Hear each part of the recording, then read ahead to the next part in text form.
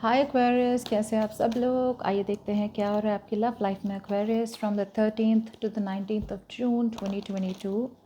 ये एक general reading है, सबके साथ रेजोनेट नहीं होने वाली। अगर रेजोनेट नहीं होती है नो प्रॉब्लम, ज़बरदस्ती अपनी सिचुएशन में ना फिट करें। और अगर आप एक पर्सनल रीडिंग चाहते हैं तो आप मुझे ईमेल कर सकते हैं ontarowithnemo@gmail.com। चलिए देखिए एक्वेरियस, आपकी पर्सन की फीलिंग्स, थॉट्स, एक्शंस, इंटेंशंस और आउटकम आपकी तरफ from the 13th to the 19th of June 2022। Okay. Aquarius, Sun, Moon, Rising and Venus. Okay.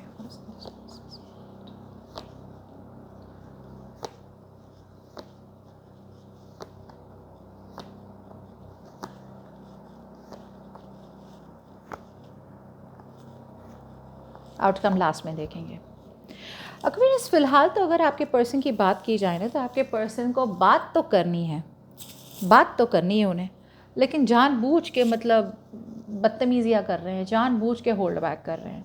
पुरानी बातों को होल्ड करके रखना, ईगो में रहना, प्राइड में रहना, ईगोइस्टिक बनना।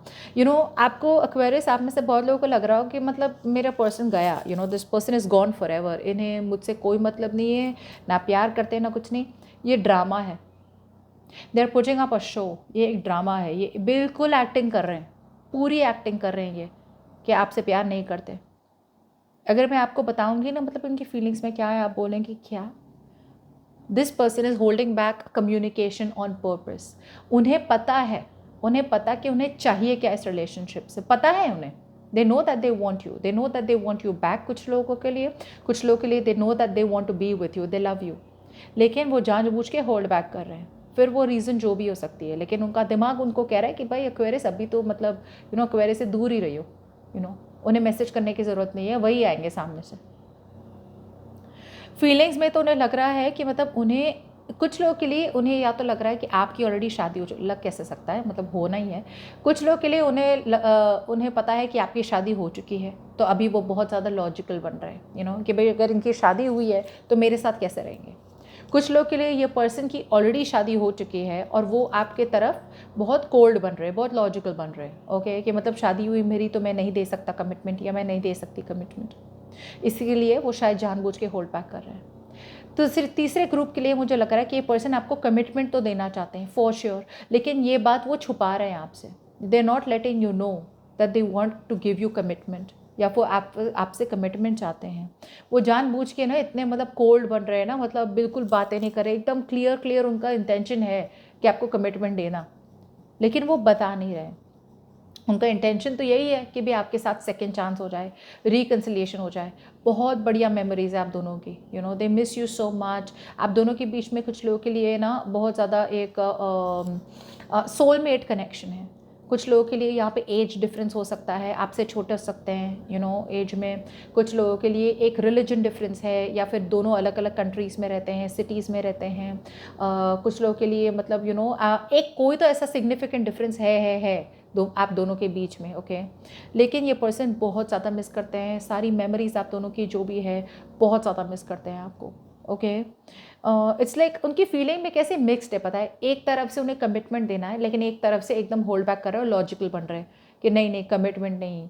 बट कमिटमेंट क्यों नहीं देना है, that's like just very weird because कुछ लोगों के लिए या तो आपके पर्सन, जैसे मैंने कहा था, या तो ऑलरेडी मैरिड है, दूसरे लोगों के लिए आप मैरिड हो सकते हैं, कुछ दूसरे लोगों के लिए ये पर्सन नॉन कमिटल है, या फिर ये पर्सन बहुत ज़्यादा ट्रेडिशनल है, रिलीजियस है, या फिर अपने पर्सन अपने फैमिली के अगेंस्ट नहीं जा सकते। It could be any of the scenarios जिसके वजह से उन्हें लग रहा है कि भाई लॉजिकल और प्रैक्टिकल तो यही बनना है कि भाई मैं शादी नहीं कर सकता या मुझे शादी करनी नहीं है। जो भी है, देना तो चाहते हैं कमिटमेंट बट कर नहीं पा रहे, और रीजंस मैंने आपको दे चुकी हूँ। इनके इंटेंशन में एब्सोल्युटली है कि आपके साथ एक दूसरा सेकंड चांस चाहिए। अब आप बोलेंगे कितने चांसेस देने, तो भाई second chance, third chance, fifth chance, 100 chance, जो भी है, वापस से उन्हें रिकन्सिलिएशन चाहिए। लेकिन इस बार ऐसा रिकन्सिलिएशन चाहिए जहाँ पे उन्होंने पास्ट में जो भी उनसे हुई थी ना गलतियाँ, वो सारी गलतियाँ सुधारना चाहते हैं। अब गलतियाँ ये भी हो सकती है कि उन्होंने जानबूझ कर आपको भगा दिया, कि मतलब ऐसे कैसे मैंने भगा दिया, जिससे मैं इतना प्यार करता हूँ या प्यार करती हूँ, उसी को भगा दिया मैंने। बट उनके इंटेंशंस में है आपके तरफ आना, एक रिकन्सिलिएशन ऑफर लेके। ओके, अब प्रॉब्लम ये हो रही है कि आपके पर्सन एक्शन तो लेना चाहते हैं, ओके, एक्शन तो लेना चाहते हैं लेकिन कंफ्यूज्ड है। सो अभी भी थोड़ी बहुत अवॉइडेंस है उनकी एनर्जीज़ में आपसे दूर भागने की, ओके।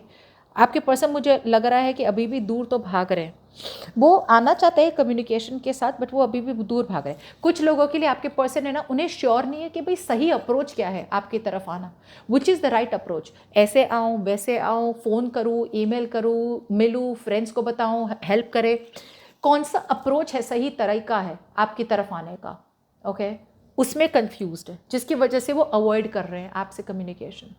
दूसरे लोगों के लिए आपके पर्सन ने शायद कैजुअली इतने सारे लोगों से बातें करी हुई अभी, तो कैजुअली अपने ऑप्शंस ओपन रख रहे हैं कि अब मैं अगर किसी में से किसी को पता चला ना कि मतलब वो आपसे प्यार करते हैं और आपको कमिटमेंट देना चाहते हैं और आपके तो साथ रिलेशनशिप में पहले थे, अभी फिलहाल थोड़ी बहुत बातें नहीं हो रही है, तो दे वेरी कन्फ्यूज्ड। सो यहाँ पे ना आपके पर्सन या तो ऑप्शंस ओपन रखे हैं, ओके, कैजुअली बात करते हैं दूसरे लोगों से जिसकी वजह से वो डिस्ट्रैक्ट हो रहे हैं, या फिर आपके पर्सन बहुत ज़्यादा कंफ्यूज्ड है कि राइट तरीका क्या है आपकी तरफ अप्रोच करने का जिससे आप उन्हें मना ना करें उनकी ऑफर को।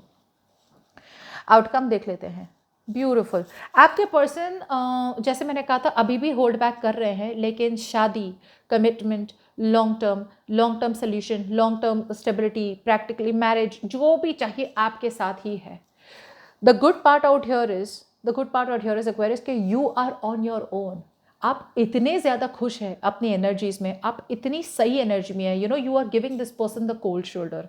जितना आप इस पर्सन के बारे में केयर नहीं कर रहे हैं, उतना ही ये पर्सन आपकी तरफ अट्रैक्ट हो रहे हैं। आपके पर्सन ऑब्सेस्ड है आपसे, Aquarius, they are obsessed with you, they are addicted to you। आपकी एनर्जीज इतनी ज़्यादा अडिक्टिव है ना कि they cannot control themselves। But action की बात करें तो जी हाँ, अभी भी अवॉइड कर रहे हैं, बट ये ज़्यादा टाइम होल्ड बैक नहीं कर पाएंगे, ज़्यादा time they won't be able to hold back. जो भी इमोशनल कन्फ्यूजन भी हो, इवेंचुअली उन्हें सोल्यूशन मिलना ही है और आपकी तरफ आना ही है। अब इतने एडिक्टेड है तो कब तक रुकेंगे, कब तक रोकेंगे अपने आप को। कुछ लोगों के लिए आपके पर्सन थर्ड पार्टी में अभी भी फंसे हुए हैं, जैसे मैंने कहा था 7 ऑफ कप्स, कन्फ्यूज्ड है, और आपको कन्फ्रंटेशन करने से भाग रहे हैं। थर्ड पार्टी में है, कार्मिक सिचुएशन है, फैमिली प्रॉब्लम है, जो भी है अभी भी वो प्रॉब्लम जारी है, ओके। किसी चीज़ में को डिपेंडेंसी बहुत ज़्यादा है उनकी, जिसकी वजह से वो देखते तो हैं आपको as a marriage material, as a husband और वाइफ मटीरियल, बट आ नहीं पा रहे हैं। सो ये वीक एक्वेरियस थोड़ा और आपको होल्ड बैक करना पड़ेगा और कंटिन्यू होल्डिंग बैक। इन्हें कम्युनिकेट ना करें, ये खुद आएंगे कम्युनिकेट करने, okay. So that's what I have for you. Good luck.